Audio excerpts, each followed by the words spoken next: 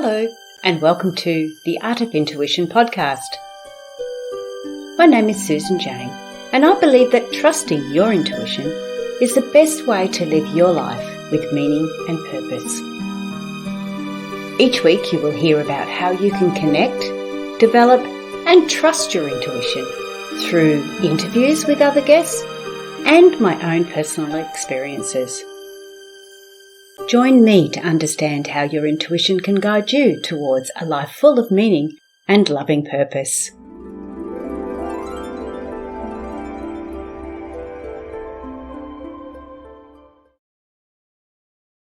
Hello and welcome to the Art of Intuition podcast. I'm Susan Jane, your host for the podcast, and today we've got a first. So I've got two guests on, husband and wife, Phillip and Jane Mountrose, and I'm not really sure how we're going to go with this because it's all new technology, and so we're going to have some fun here. So especially if you're watching on the show, The Art of Intuition on YouTube, you will see what we get up to.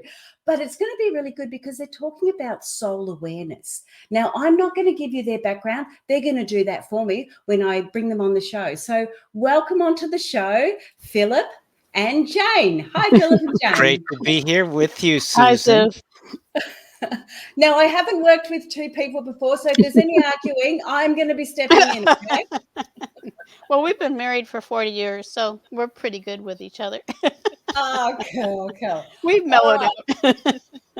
All right, so I don't know who wants to start. Well, we sort of just went ladies first then. Do you want to give us a little rundown, Jane, on the background and how you came to... Actually, Phillip can talk about the organisation that you've got, which is called Getting Through, and through is spelt THRU. So, Phillip, you can talk about that. But, Jane, let's have a little bit more of the touchy-feely and you explain to how your life's come together. Well, it's kind of interesting when we're looking at soul development, which also is directly, to me, related to intuition. We met many decades ago in a spiritual organization where the leader had all the truth and everybody followed the leader, as happens often. And we did that actually for almost 10 years, I think.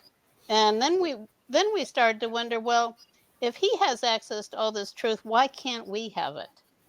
And I think that's a great question for everybody to ask if you haven't connected with that sense of knowing within yourself yet. So we left the organization and started looking for our truth. And we took a lot of different classes and courses and on intuition and on spiritual development and many things. And it took us, and of course this was more than 3 decades ago, it took us quite a while to come across something that was just clear, simple, and works. Because it's like, well, is this it? I don't know if this is it. It's it. So what happened was we had the good fortune of meeting a couple who were spiritual teachers, and they taught us a process for connecting with the truth in our hearts. And we've since then, that to us evolved into an understanding of ourselves in a completely different way if you really follow your heart and open your heart. So that was the beginning. And of course, since it was 30 years ago, there's been a lot that has happened since. Yes, there's a lot of growing. And I absolutely agree with you. If we follow one line, we tend to miss everything else. It's like going to work on the same road every day. You miss what's going on. If you take a different route every now and again, go a different way, we see a lot of things that we may not have seen before. So yeah, I really understand that. But then, and now now you've got this lovely organization. So Phillip, can you tell us about the Getting Through organization? You bet. By the way, what we were describing was open to the synchronous flow of the universe, if you like that phrase and way of describing it, being in that flow. So we mentioned our website, gettingthrough.org, and that's getting thru.org, and we started that a few decades ago. It's a very long established website that has many articles and videos and trainings and our coaching program. And there's actually several subset sites in the Getting THRU, the gettingthrough.org website. But our organization actually, Susan, is Awakenings Institute, a nonprofit organization with the mission of devoting to making the world a more loving place where everyone's gifts are honored, including nature, to make the world a more beautiful, loving place. So that became our mission in our nonprofit organization. Wow. Okay. So we've got the website here, and I didn't actually grab the other organization. Sorry. We can put that down in the links so people can see that. But let's get stuck into the juicy bits now. Okay. So we're going to talk about, hang on, let me bring my piece of paper over so I'm not turning my head to the side. We're going to be talking about soul awareness. So the next frontier, how we can really connect with our soul and what does that mean for us? So I guess the first thing I want to ask is, what is the soul? What do you, because we've all got different lingos, like we've all got different language and we relate to it in different ways. But so people understand, and I don't know who I'm asking this question to, so just whatever. What do you call the soul? What do you class it as? Well, there are many references to that deeper identity we call your soul, your inner awareness, your inner knowingness, that aspect of you which passes on actually from life to life or is more eternal. It's a piece of God. It's connected with the universe, with source, with oneness, depending on which words you like to use or most comfortable with. So it's always there. You're always soul present. And when we have these profound experiences in life, a beautiful sunset or a beautiful experience, beauty, our soul comes out naturally, that wonder, that awe, that connection. And then in challenging extreme duress, in these difficult times, we can have the bravery and kind of exceeding ourselves into that soulful, transcendent place. But generally, we have found, and this is what Jane was saying, when we discovered our path and got connected, that you can connect with your soul at any moment. It's always there. And the whole goal spiritually is actually to be more and more connected and more on purpose and more on track by being soul aware moment to moment. And that's my brief description. And Jane, yours is similar to that? Well, yes. Or have you got more to add? Well, there's always so much to add. It's interesting because when we were in that place of searching, I was an architect and Philip was an educator at the time. And I got to a place after a number of years, it was probably 15 years, where it just was not at all interesting to me. We were successful. We had, the house, the cars, the vacations, pretty much all of those things. But I felt in my heart that my soul was dying. And I had no idea what that meant. It wasn't from a religious background or anything. What I think of it as now is that time when we get to what people call the dark night of the soul, which Yes. is really where our identity, what we assumed ourselves to be as physical beings here on planet Earth, that just isn't working for us anymore. And we're awakening actually to redefining who we are. So, in doing that, then as I mentioned, we were given a process from this couple who we met to connect with the truth in our hearts, to drop down from all of that activities that's going on in most of our heads into the heart. And I just now just breathing, being in the heart, slowing down a little, it feels different. Yes. And when I started doing that, the life came back to me. And it came back really fast. And it's interesting because holistically, the heart, it's at the center of our being. And I'm also speaking of the heart center too, which is more connected with the energy system. Mm-hmm.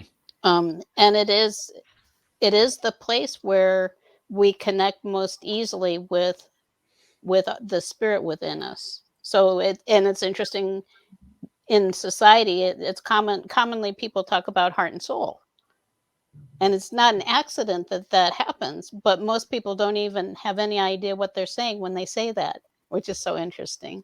Yes. And I think the other thing too, it gives us an area to focus on, like a almost a physical area to focus on, which sometimes when we're going through these spiritual practices, they can get so big. It can get a little bit almost overwhelming. Whereas when you can sort of go and I was watching you, Jane, you're touching your heart area. And it's like when you're talking about it, you've got somewhere you can focus, and that can really help us going forward. So yeah, I really love that. Okay, so that's what we class as the soul. Now, when you're talking about connecting, I'm going to put this to you, Philip. When we're talking about connecting, it's almost, when we talk about connecting, it's like a physical aspect, isn't it? Connect, to me, when you say connecting, it's like we're connecting a hose, or we're connecting this or connecting that. And yet, when you refer to the soul, there's no physical aspect there. So what does connecting mean or look like or feel like? Is that all right, a question to ask you, Philip? I think that's a very good question. I like that question. And I bet a lot of people are asking the same question right now. So the soul is an energy as opposed to physical body. And we're usually in this world conditioned and think that the physical world is all there is. And with the veil that we're living in, it seems like that's true. But if you open up to something, it's like an undiscovered, hidden country, vast world, actually, that's there hidden behind the curtain, behind the veil, that's always there and is actually influencing and directing us through our life plan. And as we awaken, and sometimes just through those beautiful moments and those tragic moments, like I said, we get connected to our path and to more meaning and more purpose. But as we said, you can go much further from day to day, moment to moment on this track. And as you open your heart, it changes the way you perceive and are in the world. And imagery, and we may be talking about that, I know, in a few minutes, is a way the soul often expresses itself. I was helping a lady today, and when she was feeling the stress in her heart, and this is interesting, Susan, the soul, stress and fear and doubts, restrictions block the soul, and at the same time, the soul can heal those blocks, and we have process to do that. So it seems paradoxical, but it's true. So to illustrate, the lady I was helping this morning, when she saw her soul, we went into her heart, she saw like a wilted rose because there was some fear and resistance, and it shows up just naturally. Just like if you just looked outside and saw a flower wilting, it'd be as natural as that, but you're seeing it in your mind, and it's very real and powerful. And by connecting with the soul, that energized her, that vast energy, and awakened her to see the beauty of the oneness, and the rose grew back to a beautiful blossoming rose. So you were doing that through the visualization, imagery you were talking about, but we're not there yet. We're not going there yet. We've got to step by step here. That's good. So the connection, when you're talking about the connection, Philip, you're talking about the ability, almost like the ability to connect with this energy. So we're taking this physical aspect, and we're trying to connect with an energy. And the way that you're suggesting we do this, and I know you're going to do this because this is how I do it, is through another style of energy. But your energy is called imagery. You're calling this energy imagery. So you're creating these images, and that's the energy that you're connecting with the soul. Is that sort of where I'm? Let me edit what you said. Imagery Okay, is cool. one form of it. It could be that in some of the processes use imagery. It could be a knowingness. It could be a word. It could be a message. It's something that you sense that's coming from a different place, a different energy. It's just, to use a rough analogy, someone who seems very superficial versus someone who seems very profound and authentic. I mean, we can tell the difference usually. So that it's that idea of something very deep and genuine, and seeing and understanding and being in the world very differently than just kind of rushing through the world and doing things routinely and doing things other people do and going on to the next thing. It's stopping. It's not only smelling the roses, it's understanding the roses, it's being the roses. Yes. Okay. Right. So when we talk about imagery, that is one of the tools that you're using in your organization to help people connect properly or create this soul awareness. Yes. Yeah, beautiful. Okay. And before I go from you, Philip, I would like to just sort of mention that you've got a book there beside you. And I have got it up on the ticker tape, but for those listening to the podcast, can you explain a little bit about the book? Yes, The Loving Power of Your Soul. Subtitle: A Guidebook for Realizing Your True Purpose. This was a labor of love, a long book. It encapsulates a lot of our 3-decade career, Jane and myself, in this book, where we divided into preparing, using the soul in preparation of your life, and activating, how to activate and do soul processes. We have 6 different ways to connect with the soul. And then the integration, which is the healing work, which I refer to, where you heal the blockages so you get clear as you go forward on your journey. And that's this very easy to read kind of handbook. I think it's a unique book, very practical, that people could get a lot of tools and insight from this. And it's a very brand new book as of now, just came out a week ago, The Loving Power of Your Soul. Whoa. And where can we get that, Philip? It's on Amazon. Oh, It's beautiful. Okay. it's in paperback and ebook. Mm-hmm. Yep, cool. Okay, Jane, your turn. Whoa, got another question. All right, Well, now Philip can is I talking. backtrack a little bit? Oh, Because yes, yeah, certainly, please. I think that just to actually the basis of the process that we use to connect with the truth in your heart is the energy of love. So the imagery is a wonderful thing to go deeper, but the way we start is by breathing love into the heart. Now that And makes and sense. that is Yeah. it's a very that's why I said it's a very simple, it's a very certain kind of a thing. You can tell if you're in a place of love or if you're in a place of fear, anxiety, confusion. Love is there with gratitude, kindness, joy, those kinds of things. But to me, also, love is, and I didn't ask myself this question for many years, actually, after we started doing the soul centering process. Um, Love to me is connectedness. If you're talking about divine love, unconditional love, it is a state where everything is connected. If you really truly love someone or something, there is no separation. And when we're talking about the vast realms of spirit, we're talking about a place where there is no separation. We're going into that state of connectedness. So that Yes. it's really about opening to the love in your heart and allowing that to kind of to expand and to become larger, and then it starts to radiate out. You can feel it. And just doing it now, just talking about it, I can feel it. Just breathing it into your heart, opening to the love that is there, and allowing it to go into all of the cells of your body. I mean, it's just a wonderful feeling.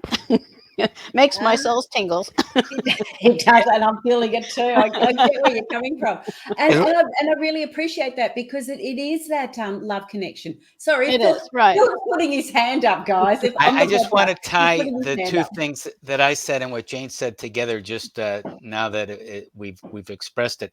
So when I was talking about the rose and the wilted rose that came back, that's when there's that block. Like Jane said, you do start in the heart, and if you have the love and you're calm, if you are relaxed, which tends to be the soulful place, relaxation, when you're aware and intentional, then there is no challenges. You're just in the moment. But sometimes there's stress, and we know, and fear, doubt, etc., many things, physical problems, and that's when you do the healing to get back. Even if you still are suffering in some ways, you're still back into a soulful place in the moment.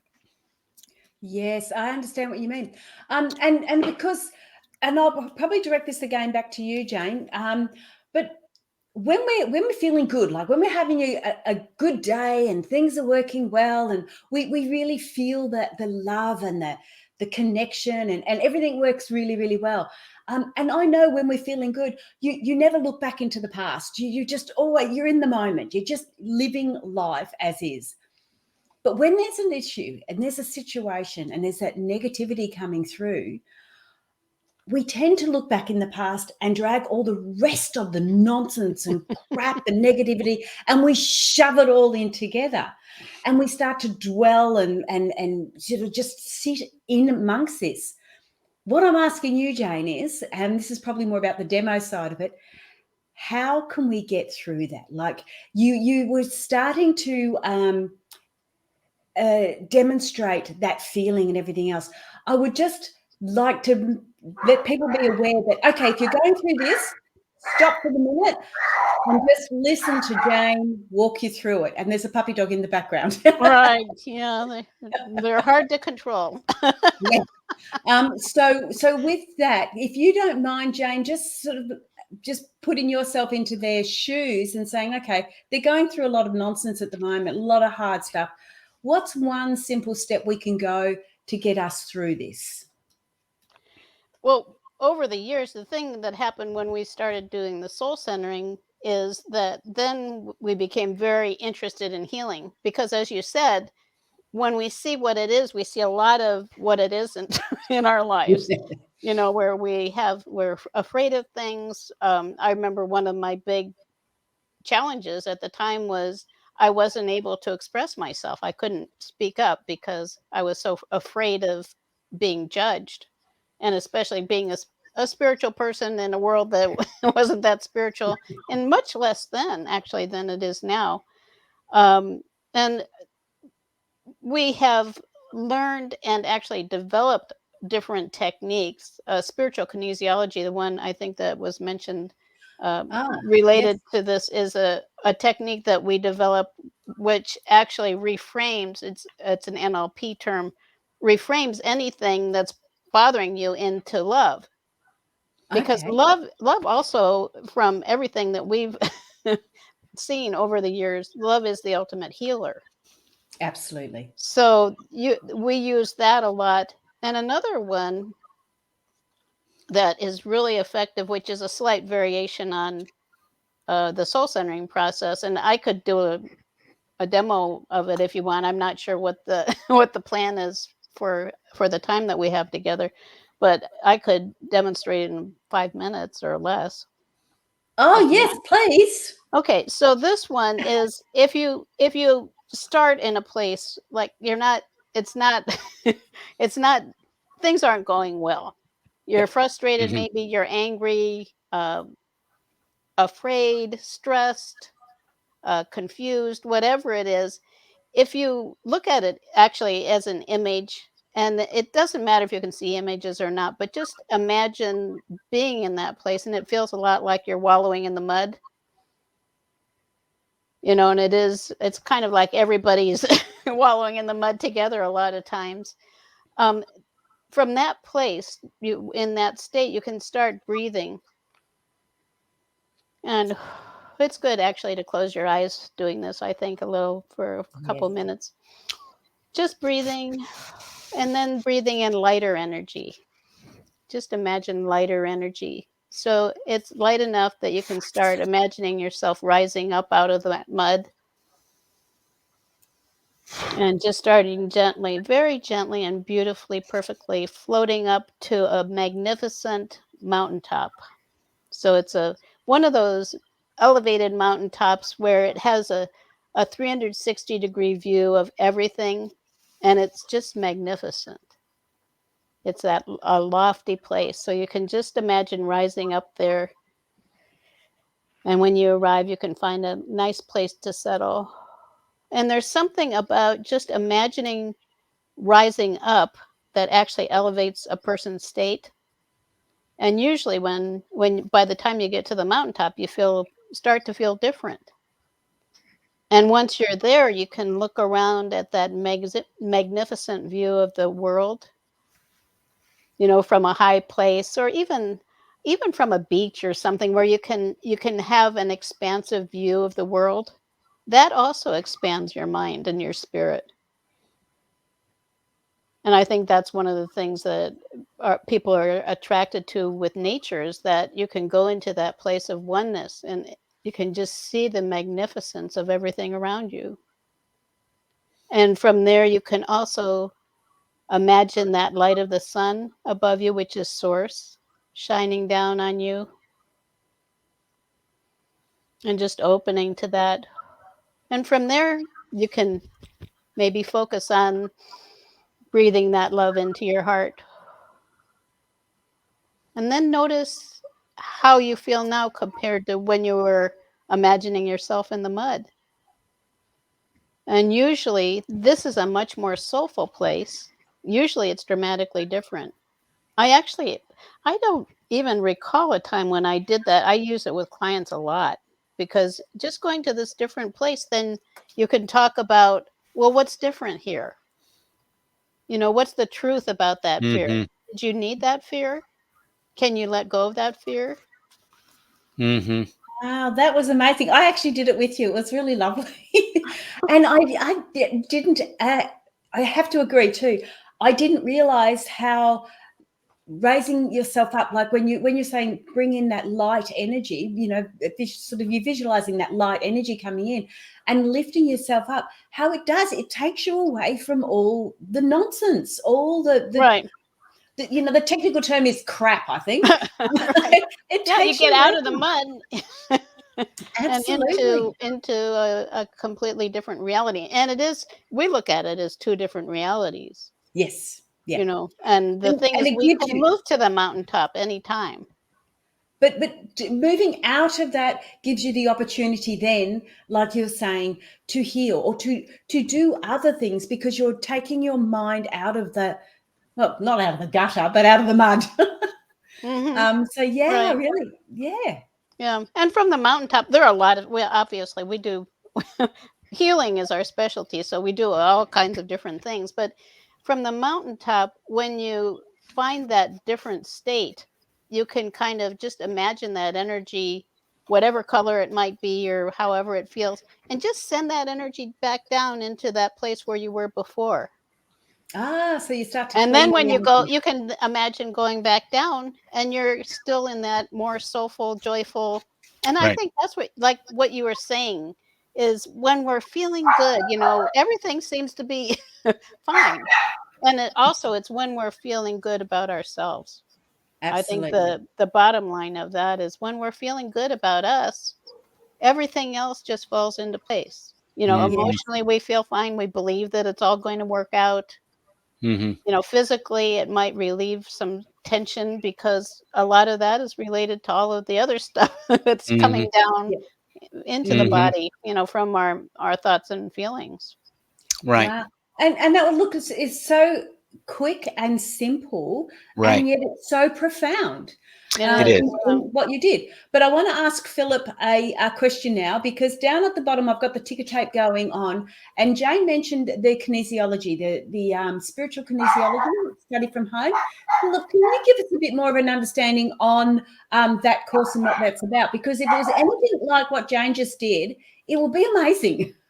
It is amazing. It is. The basic part of spiritual kinesiology is two components. One is kinesiology or muscle testing, and the second part is the reframing and anchoring. That means connecting to the soul for healing. So the muscle testing, and there are different ways to muscle test. Some people, you may do it with your finger, moving your body back and forth. It's a useful tool for assessing, uh, analyzing what's going on. Like, is this the weakness? Is it here? Yes or no? But that's sort of optional to doing spiritual kinesiology. It's a wonderful complement to it. But the real basis of it, as Jane was suggesting, is doing a soul centering simple process like that mud to mountaintop one, using that energy of the soul, and then uh, basically just putting that in, just to make it real simple for this broadcast. There's a little more to it, into your awareness of the previous situation. For example, and this is just yesterday, I helped a lady, and the issue was, fearing of asking for a raise at her work, fearing.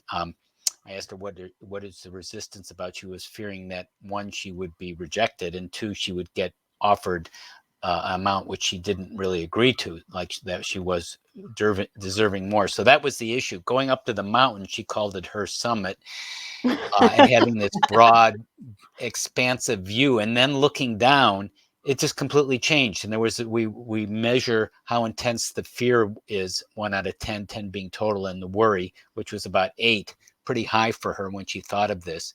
So your energy goes really down. You can see how cramped we are wherever we're really highly stressed. But from the summit, completely different. And in a short time, looking again at the view, she just looked at it completely differently. She was calm. She knew it would work out. Whatever happened, it would work for her. She'd find some opportunities in it, regardless of, quote, the outcome. She was just in a completely different place, empowered place, neutral place, more soulful place to approach things. And that was a kind of a rough example of spiritual kinesiology. There's more to the details, but that gives you perhaps a gist of it. Yeah, I know, that's really cool because yes, I was aware of kinesiology, like you say, the muscle testing, and we can test for so many different things. Yes. But when you start to add that spiritual connection to it, or that spiritual aspect to it, it just takes it on a whole new level, doesn't it? It does. Right. Yeah. Yeah, and that sounds really interesting. That would be something and you can do it at home. It's a certified course. Yes, And it's a tested online course that we've done for years now. We've developed it, and we have videos and a workbook, audios, and so we take you through. We do demos on video. Jane did a demo of helping a lady who had a severe COVID situation completely heal on the video. It was just an extraordinary experience, just connecting Well, with she her didn't soul. heal. She didn't heal instantaneously, completely, but Well, it was pretty but it was dramatic, though. there was a dramatic change, and then she, Huge shift. within the next day or two, she did Yeah.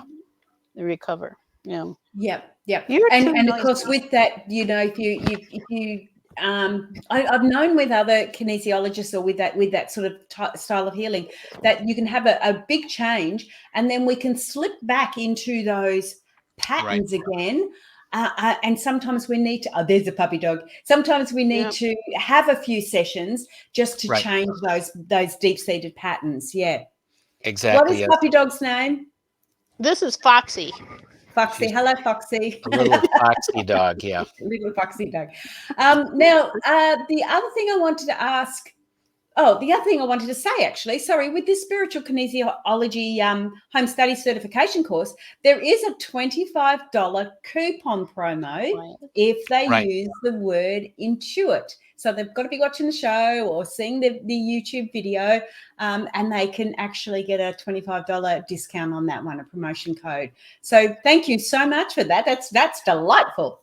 Yeah, we can give you a specific link to that page where the course is too. Yes, so that'll be down in the descriptions down there. I've got that all ready to go.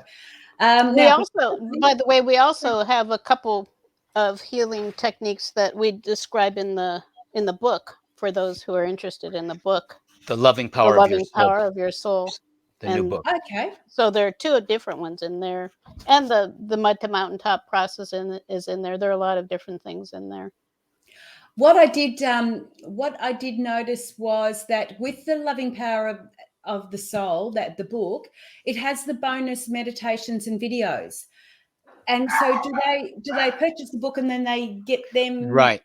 So if they go to the link that you're going to give them, they just get the book on Amazon and go back and put in their email, and we'll send them the links to additional some of the, like, Mud to Mountaintops audios and videos of us doing that, so they get some bonuses like that.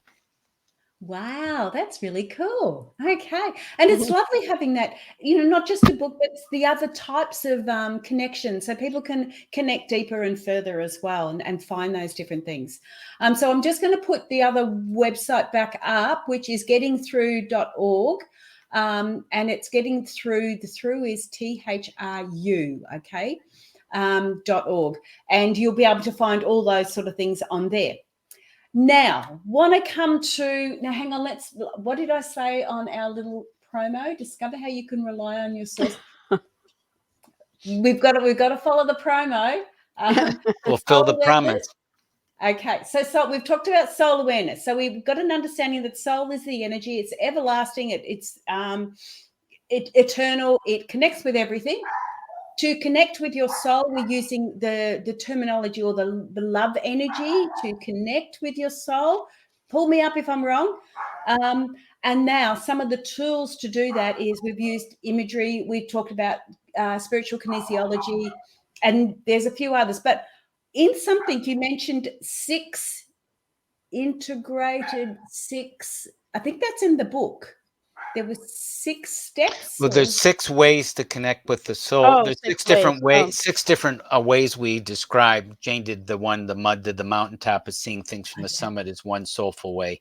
And there's another variation of breathing into the heart. So those are 2 of the ways that we've sort of discussed a little bit here. Well, we haven't got time. We're running out of time. We haven't got time to discuss all of them. But can you just mention the other 4? Well, how about if there's one that we could mention that also is another really wonderful thing to do, I think. We call it the miracle reframe.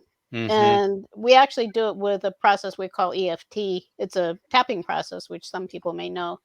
And if not, it's in the book. But the miracle reframe is just the statement, I know that anything is possible and miracles are happening now. And what we found is if you say that, and especially if you say it aloud a few times, I can't help but smile. Like anything is possible and miracles are happening now. Yes. Anything is possible, miracles are happening now. So, there's that one. And they really are 6 different ways of accessing healing energy. And that the miracle reframe is a really great one because it can shift your state very quickly. Yeah. Another one is the phrase. Now I can't even think of it. Every way and every day, things are getting better and better. Emile Couillet. It's an old classic Do you know that one? Yeah. phrase that many people know from decades ago. Right. And that's how we first found out about what was called holistic hypnokinesiology years ago, which was the predecessor to spiritual kinesiology, where the fellow would have a person who was healing just say every day and every way I'm feeling better and better. And that phrase itself seemed to shift and heal people remarkably well. Just saying that while they're focusing on the issue, it seemed to transform and reframe people on the spot. Yeah. I used to do it as a walking mantra every day and in every way. I'm getting better and better.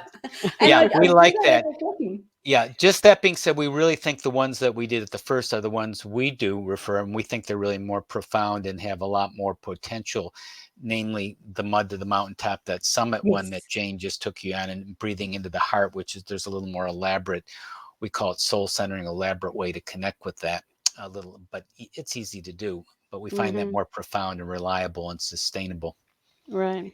Yeah. And another one, if you want another quick one, is connecting with nature.